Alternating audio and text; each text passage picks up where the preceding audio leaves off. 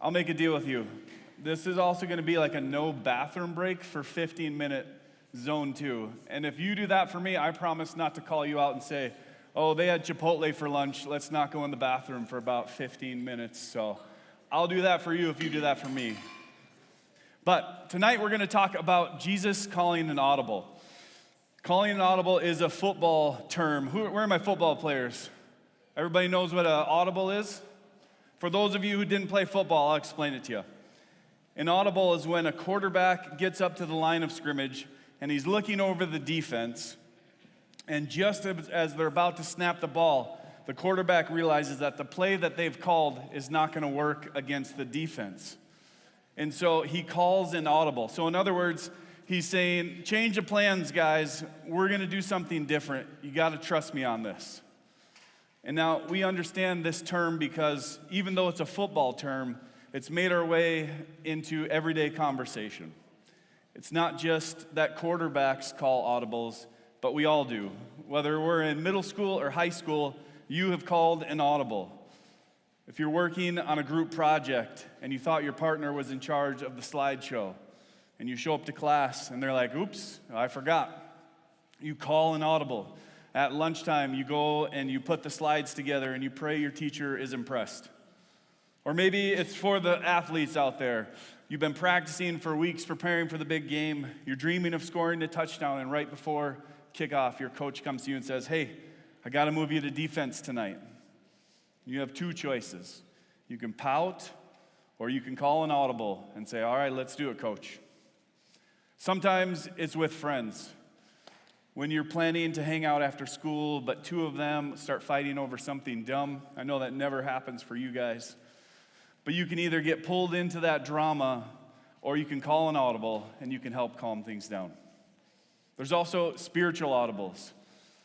Like when you're ready to climb into bed after a long day and you just want to scroll some YouTube shorts before going to bed, but something inside of you says, hey, let's stop and pray for that friend who's struggling. Now you could ignore that, or you can call the audible and you can do what God's putting on your heart. Calling an audible isn't just for football players.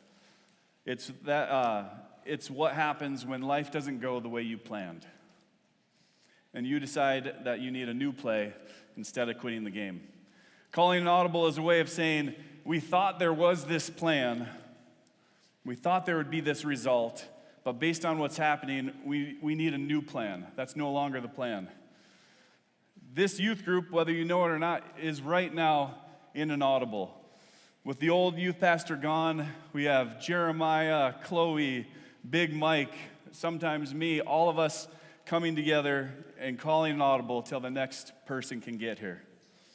So tonight, we're going to look at one of the teachings of Jesus, where he actually talks about happy people and the characteristics of what happy people are. You might never have thought about what we're going to discuss tonight this way, but there's actually a whole section of verses where Jesus describes the characteristics of happy people. Now, what's crazy is a lot of things that we tend to believe will make us happy are often the things that become baggage in our lives and detract us from our own happiness. Now, we live in a nation that was founded largely as a social experiment in the pursuit of happiness. Does everybody know the Declaration of Independence? We hold these truths to be self-evident, that all men are created equal, that they are endowed by their Creator with certain unalienable rights, that among these are life, liberty, and the pursuit of happiness. So we know life is guaranteed, liberty is guaranteed, the pursuit of happiness, that's also guaranteed. So we are a nation that for the last few hundred years has partaken in this undertaking of an experiment of how to pursue happiness. And we try to discover what makes us truly happy. What makes us happy? Well, for me, back when I was your age, that was the 1900s. The small things made me happy. Buying my first bike, that got me freedom. I could go to my friend's house. I didn't need my parents' help anymore. It was spending time with friends, playing sports, family vacations.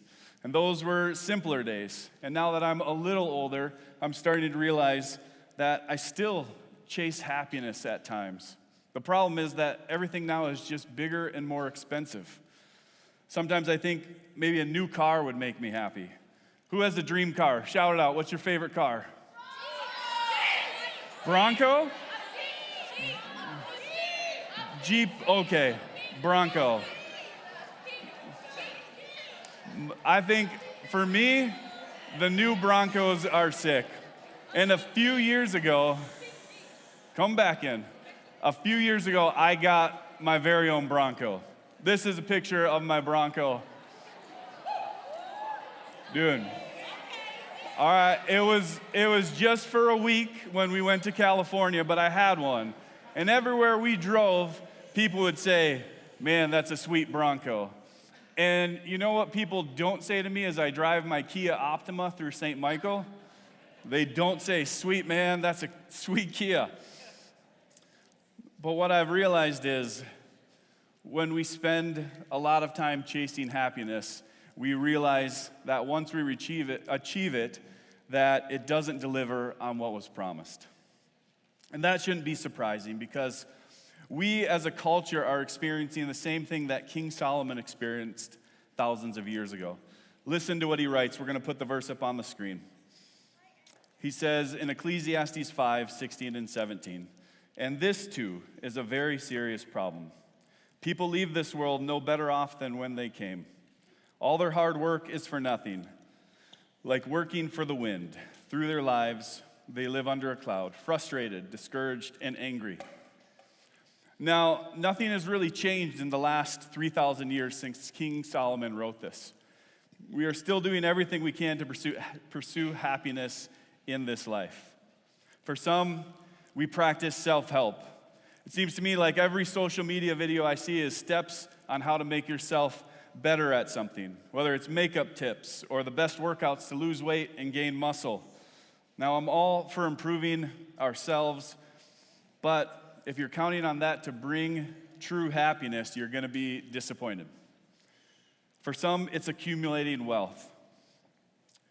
What you'll discover in advertising is that every single person in the ad is smiling, and it's a subtle message that says, "Buy our junk and you will be happy."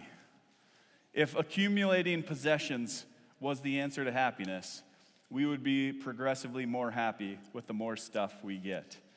Yet studies show that there's no difference in happiness for houses that make $50,000 a year or $50 million a year. Once our basic needs are met, our happiness is not based on our possessions. In fact, they often become a burden to us. Science is finally catching up to what King Solomon wrote 3,000 years ago. For some, it's chasing pleasure. Whether that's awesome vacations or relationships with your girlfriend or boyfriend, you achieve that only to realize that they don't live up to the hype or the expectations. For some, happiness is achieving success. Maybe that's in your studies or in sports, only to realize that once you obtain that, again, your happiness, it didn't bring you the satisfaction that you expected. Some people pursue happiness through outward beauty. If we could just become more beautiful, so we improve our looks, we wear fancy clothes, we nip, we tuck. There's nothing wrong with trying to look good. But if you think that'll bring you happiness, it'll be proven over and over again that it won't. Has anyone heard of the name Jacqueline Wildstein? Are you liar? Can't lie in church. No, that's okay. So, I didn't know who this was either. I had Googled, because of this topic, who has spent the most money on plastic surgery, and her name came up. This is what $4 million will get you.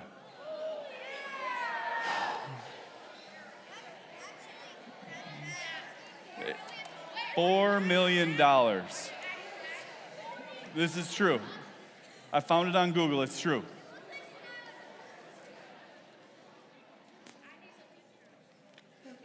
So what we found is the people who go through the most cosmetic surgeries are ones that become addicted to cosmetic surgery, and it's never enough.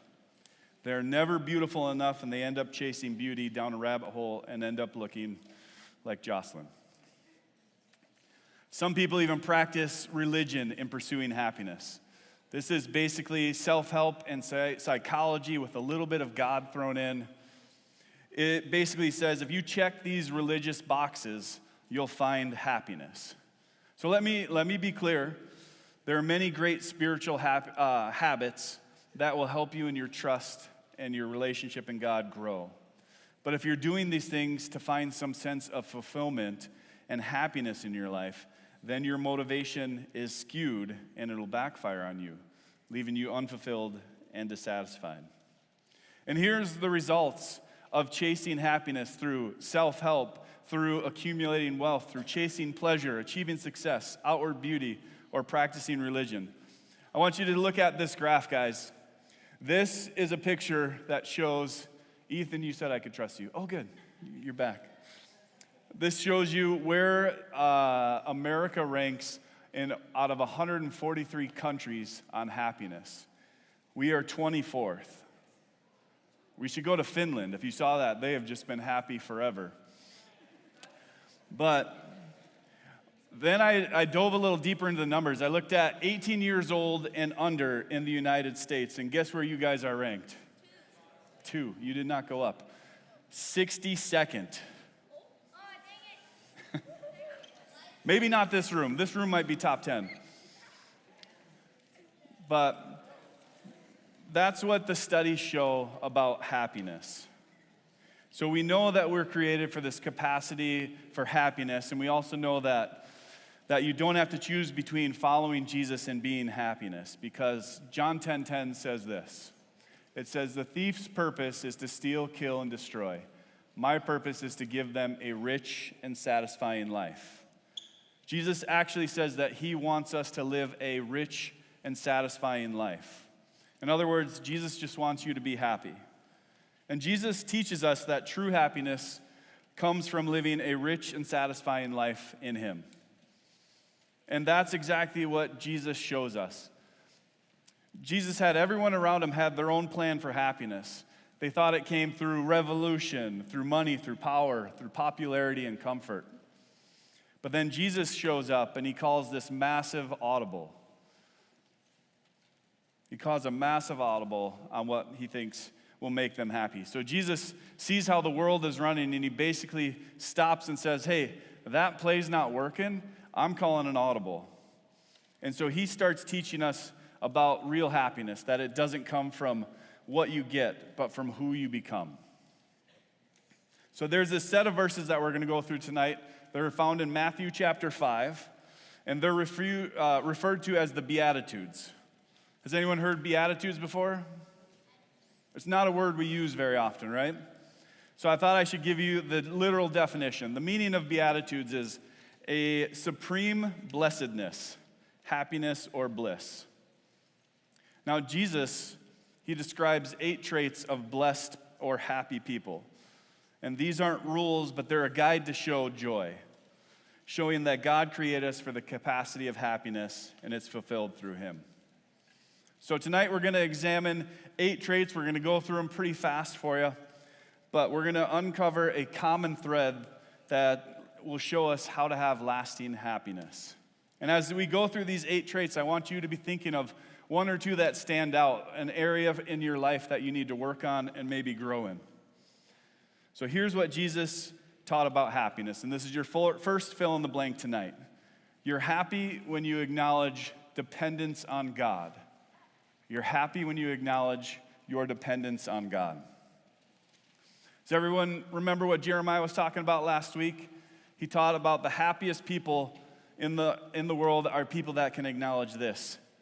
I can't, God you can, please help me. Jesus said it this way in verse 3. He said, "Blessed are the poor in spirit, for theirs is the kingdom of heaven." Being poor in spirit means recognizing dependence on God, not riches or wealth or opportunities or possessions. Trusting in those things instead of God leads to unhappiness, and it burdens us with responsibilities that are too heavy for us to carry. Jesus goes on and teaches us, this is your second fill in the blank. You're happy when you embrace your own humanity. You're happy when you embrace your own humanity. Verse 4 says this, "Blessed are those who mourn, for they will be comforted." Mourners are emotionally honest people, embracing that life is fragile rather than avoiding it. They face pain and death, which fuels their compassion and helps them to live fully in each moment. And Jesus says this, he says, acceptance leads to happiness because fear of dying will keep you from truly living. Jesus also teaches you're happy when you see yourself as God does.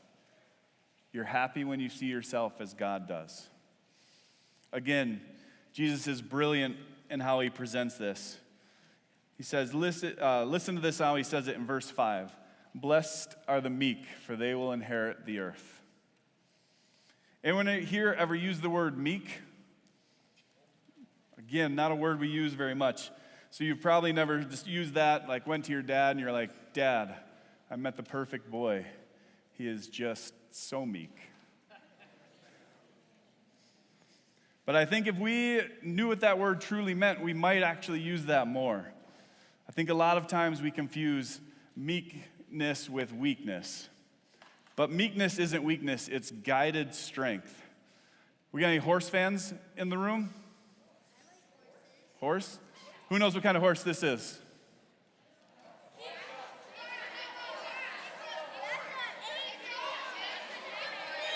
No.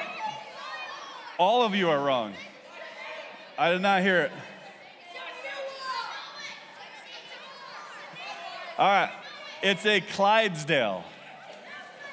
I could not hear you. Thank you for asking. Let's find out together.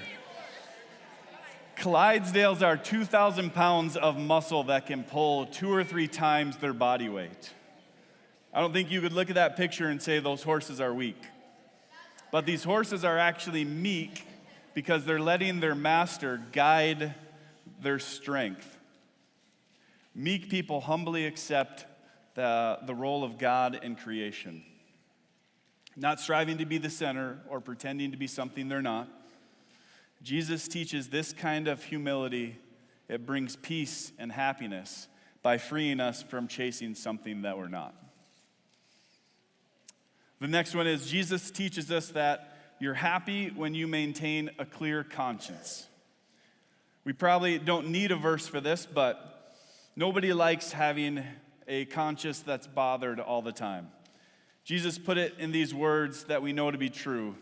When your conscience isn't clear, you're not at peace with yourself. And verse 6 says, "Blessed are those who hunger and thirst for righteousness, for they will be filled." Jesus teaches that doing the right thing leads to happiness by fostering a clear conscience, free of guilt, free of regret. When you think back to past or present decisions that you've made, you'll see that doing wrong often causes your unhappiness.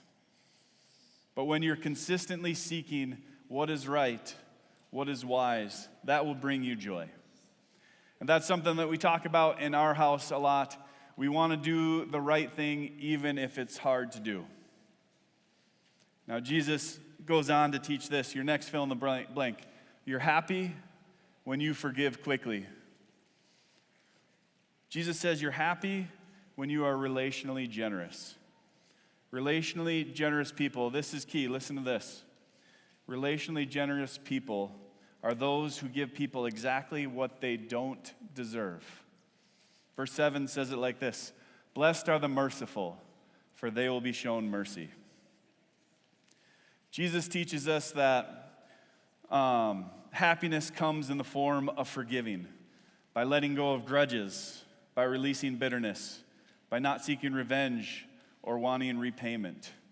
Bitter people are never happy, but those who extend grace, mercy, forgiveness, the same way God does, they find true joy, even if they don't get the apology they want or the justice they think they've deserved.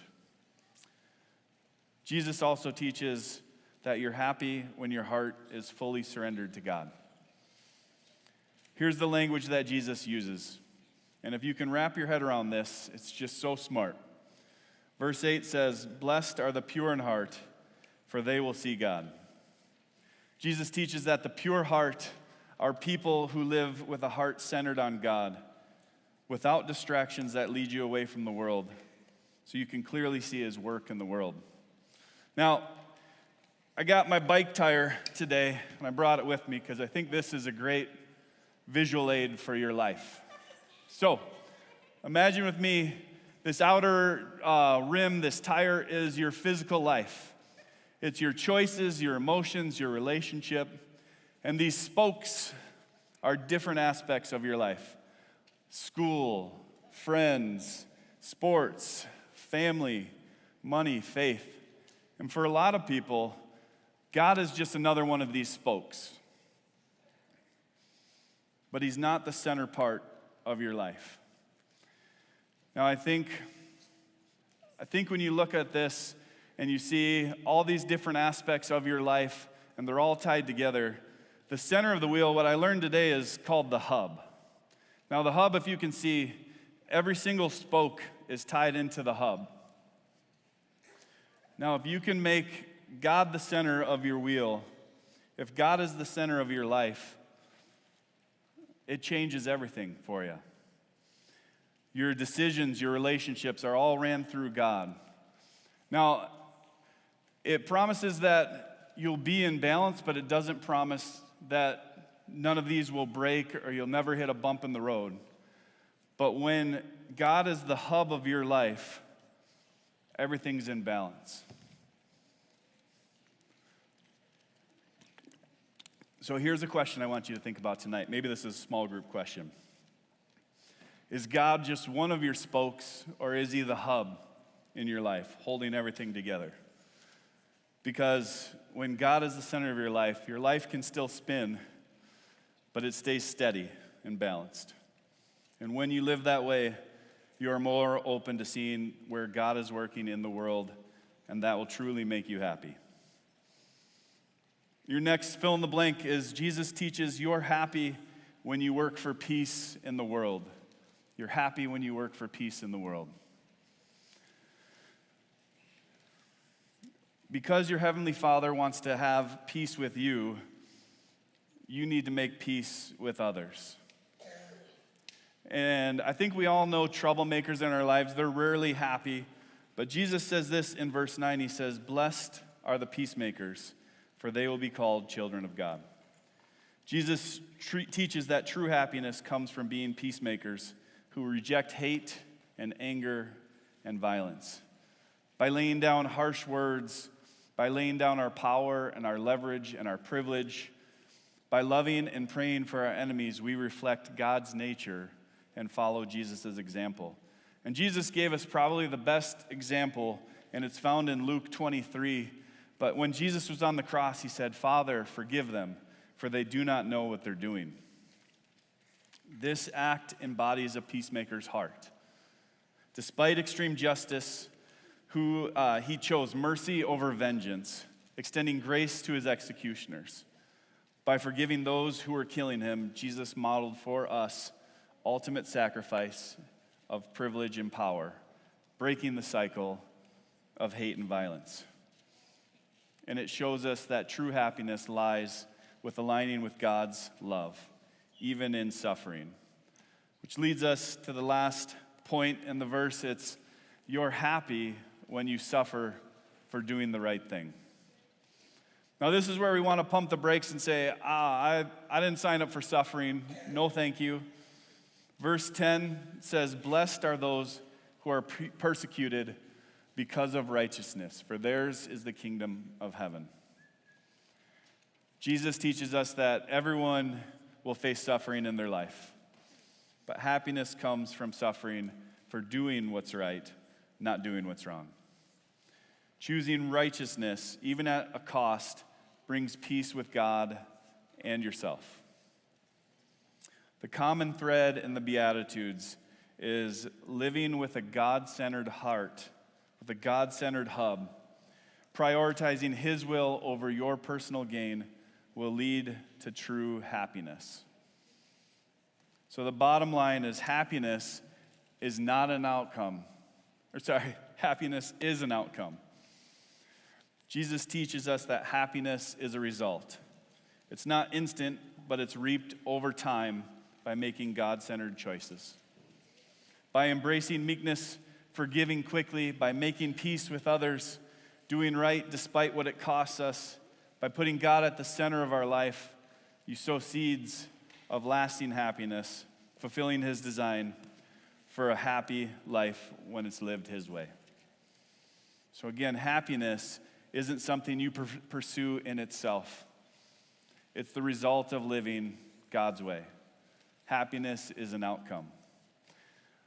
I'm going to close us in prayer, and then we're going to break into our small groups tonight. But I know there might be, with so many new people here, people who haven't said yes to God's invitation. I want to let you know that the story of the Bible, cover to cover, is that God is building a family, and He wants you in it. And so I'm going to close this in prayer. Just follow along with me right now. Father, thank you for this evening. Thank you for each and every kid who's in this room tonight.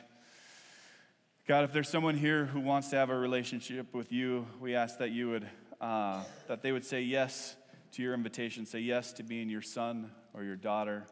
We ask that you would come into their life, help them to learn what true happiness in you is. For those of us in the room who are maybe shifting from having you as a spoke in their life to having you at the hub, we ask that you give us the courage and the wisdom to make that transition and that choice, and help us to do that every day. In your name, amen.